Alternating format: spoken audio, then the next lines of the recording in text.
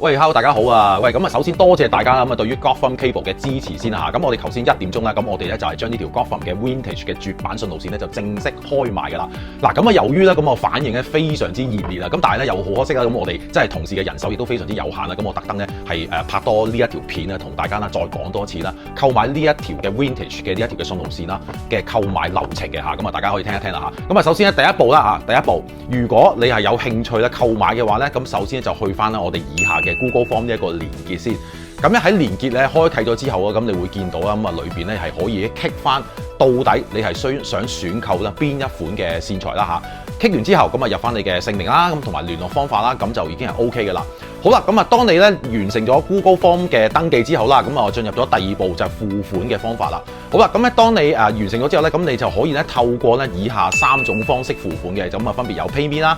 轉數快啦，咁同埋銀行嘅過數嘅咁樣，咁啊詳細資料咁啊大家可以睇翻啦，咁啊 Google Form 裏邊有寫㗎啦嚇。好啦，咁啊當你付完款之後咧，咁啊大家記得就將你嘅付款嘅收據啦，咁同埋截圖咧直接 WhatsApp 以下呢一個電話俾我哋同事。咁我哋經我哋同事咧核實咗之後咧，咁我哋同事咧就會經過咧 WhatsApp 咧就係覆翻閣下嘅。咁咧當你收到我哋同事嘅回覆之後咧，咁就係代表咗啦，咁啊你購買呢一條嘅信號線嘅流程咧就已經係完結咗㗎啦。好啦，咁啊點樣攞呢條線咧？咁樣咁其實咧攞呢條線嘅方法咧有2個嘅。第一個方法咁咧就可以直接咧去翻啦，咁我哋下個禮拜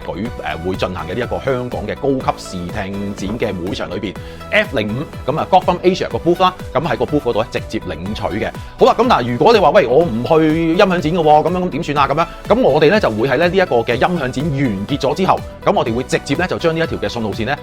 透過順豐啦，咁我哋包郵直接咧寄去啦，咁你哋嘅指定嘅香港嘅地址咧，咁就 OK 嘅啦嚇。咁啊希望大家啦咁啊清晰成個流程啦。咁如果大家咧對於呢個流程再有啲咩問題咧，咁啊歡迎直接 WhatsApp 我哋同事啦。咁我哋多謝晒大家嘅支持先。